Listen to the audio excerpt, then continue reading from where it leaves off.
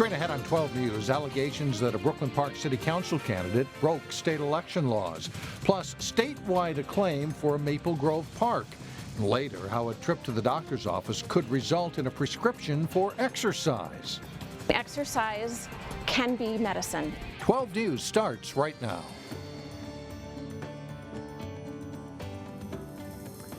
Hello, everyone, and thanks for joining us. A Brooklyn Park City Council candidate is accused of violating state election laws. Susan Pah is running for the West District seat of the Brooklyn Park City Council against Amy Hansen.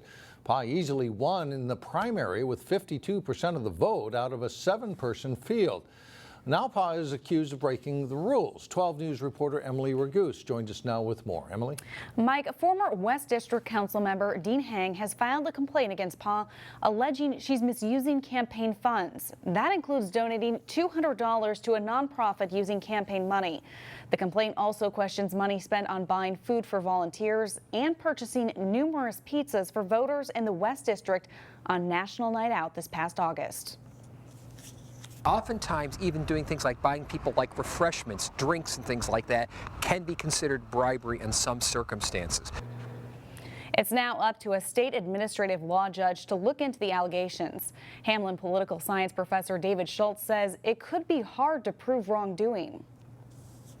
If it's just sort of showing up with a bunch of pizza, and let's say pizza and soda, and saying here it's National Night Out, let's sort of talk or something like that, my guess is there's probably no violation of the law.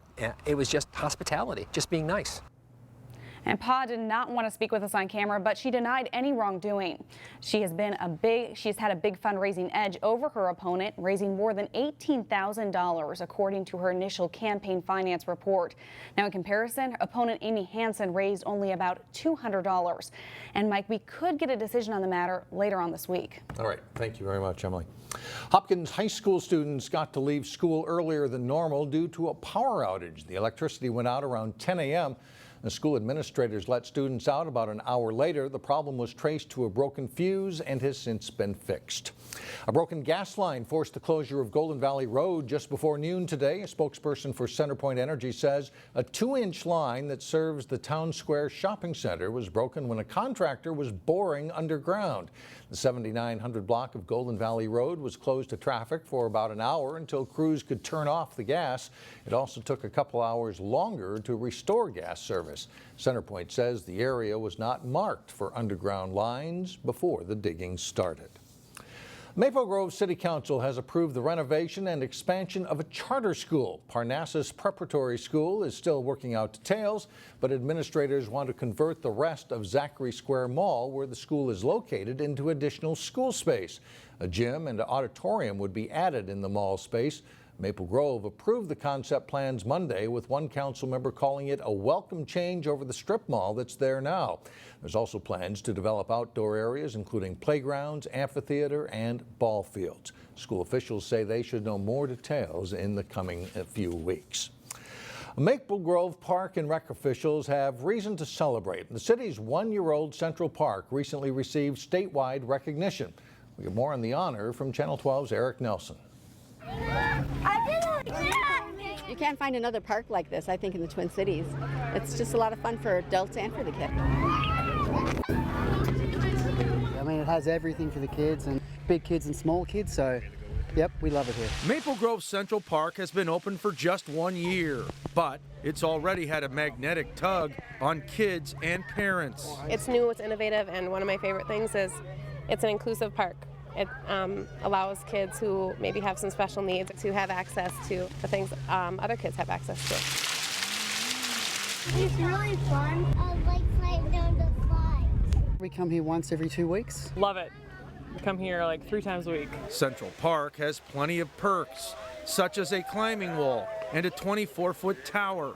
The park has garnered plenty of positive attention, including an award for excellence from the Minnesota Recreation and Park Association. We just adore it. I mean, there are things for all the kids to do. It's great for their muscle development, and they just have a rip-roaring time every time they come. I love the safety of the ground. It's like squishy, and then there's just a variety of different, things you can play on. This park is even open year-round. That's because this concrete ribbon turns into an ice skating loop in the winter. More than 65,000 visitors skated the loop last winter. which is one of Central Park's signature features. You know, there's always some degree of skepticism. Okay, how are we going to do this? What is it really going to look like? And you look at it today, and it's absolutely fantastic. It sneaks up on me, you know, it's like a hidden gem in the middle of all these townhomes. In Maple Grove, I'm Eric Nelson, Channel 12 News. Park officials say Central Park was selected for its creativity and unique urban-style design in a suburban setting. Well, coming up, benefits of exercise that you just can't see. That's next in Health Check. And later in sports, a Champlin Park tennis player sees her season cut short for medical reasons. But first, a rainy start to your Wednesday morning, but it's supposed to clear up in the afternoon.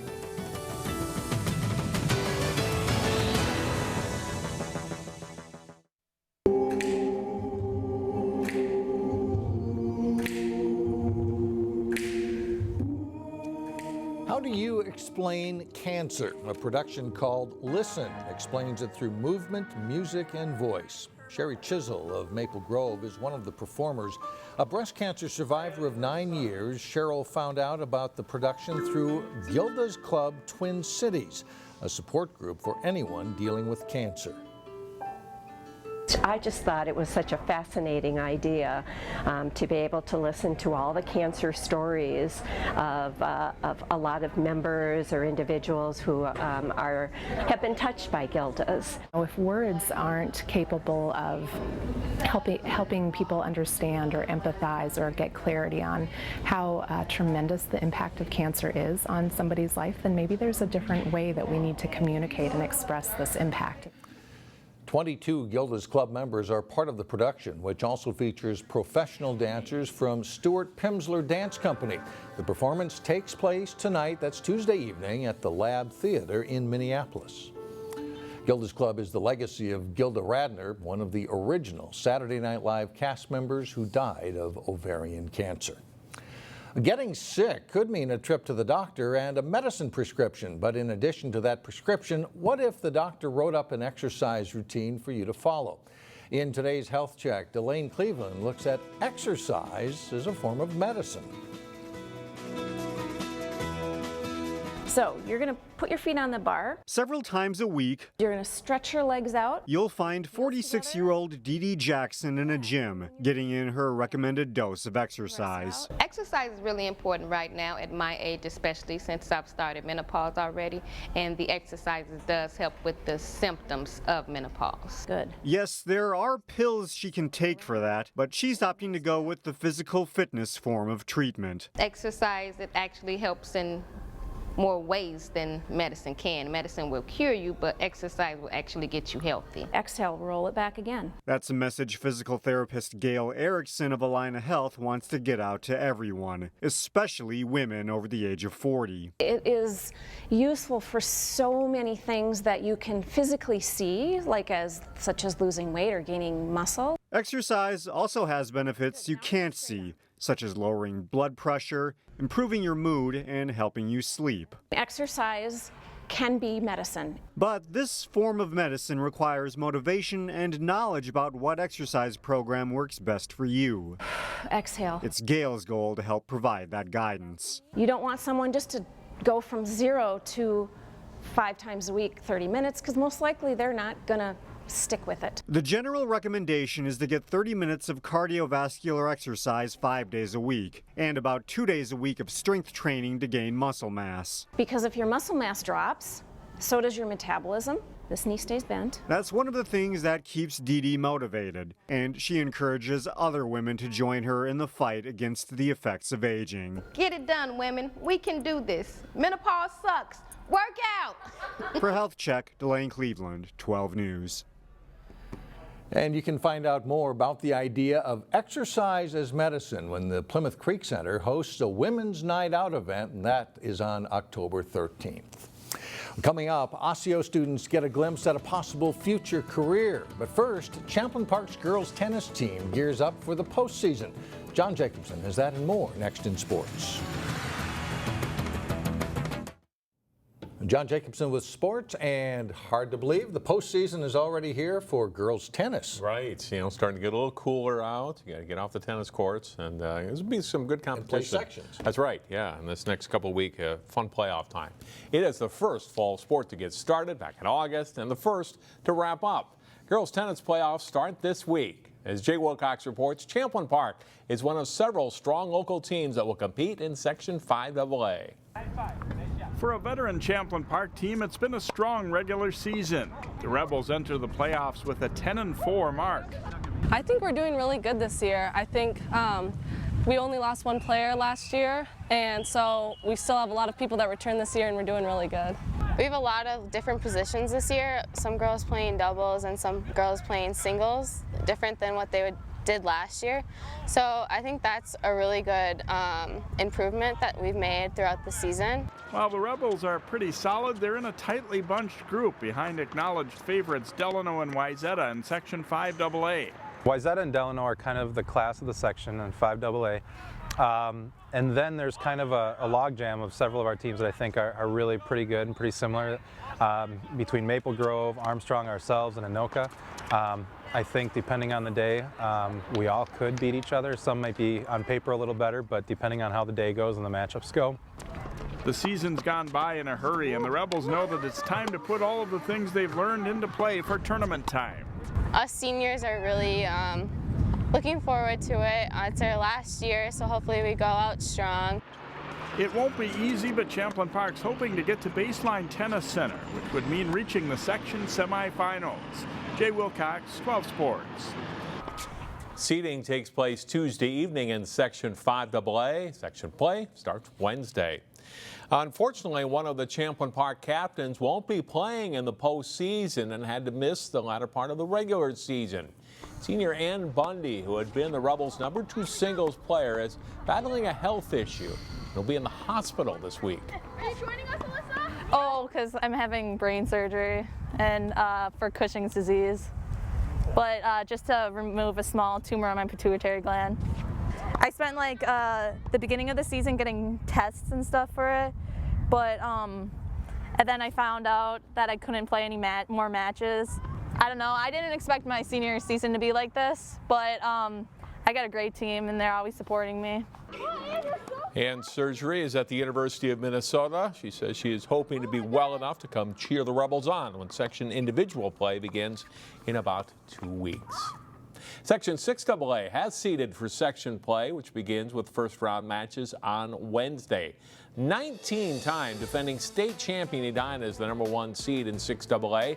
The Hornets teams have won a total of 34 state championships going back to the 1970s. Eastview is seeded second. Hopkins has had a good season. The Royals are seeded third, and Benilde St. Margaret's is fourth. Play begins Wednesday afternoon. Hopkins will be at home to take on Minneapolis Roosevelt, while Benilde plays Holy Angels at Aquila Park in St. Louis Park.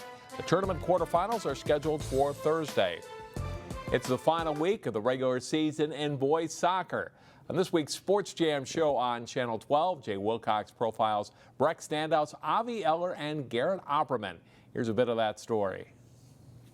Both guys hope to get into the business world, and college soccer will help them get started on that journey as they attend very highly regarded schools. So I'm going to Columbia University, and I decided it was right for me. I wanted to be in a big city, play Division I, so it's a good choice for me. I went out there and stayed with the player, and I really liked the team, the guys, the coaches. Everything was cool, and the campus is nice and secluded, and I like that, even though it's in a big city, so that was cool. I chose Northwestern University because playing in the Big Ten was something that I was interested in, while also going to a very high academic school. And Columbia was also one of the choices that I had to balance, but I think I picked Northwestern in the end because it's a home away from home. You can watch the rest of the Eller Opperman story and much more on Sports Jam. It's on through Wednesday at 3:30, 6:30, and 9:30 p.m. on channels 12 and 799 and online at 12 Osseo.tv. And Mike, let's look at sports for today. Look where soccer can get you. Yes, no doubt. And some brains, probably, right, too. Yep. Thank you very much.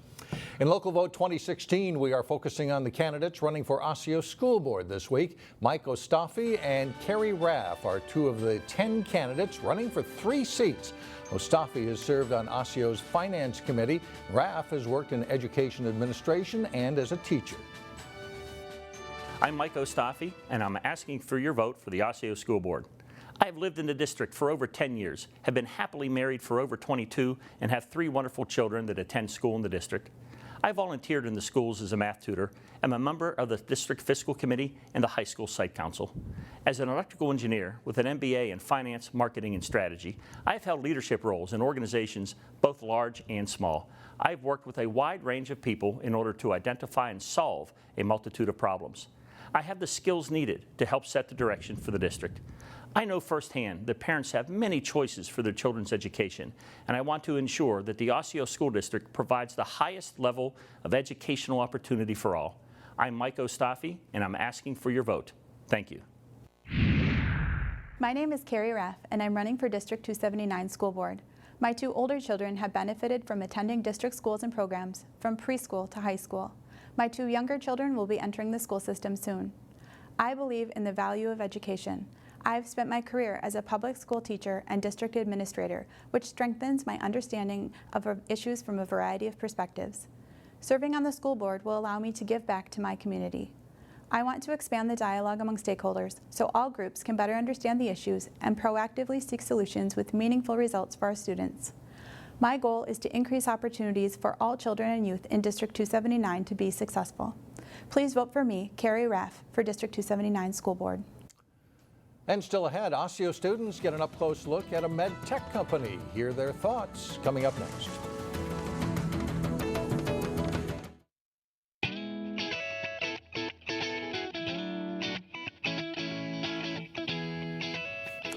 Finally, some local high school students get a glimpse at a possible future career. This is Manufacturing Week, and a group of Osseo High School students got a tour today at Smith's Medical in Plymouth. They saw the facility up close and learned about medical manufacturing. Smith's is a global supplier of medical devices and equipment, and for the students, it was a chance to expand their horizons and learn about a potential career.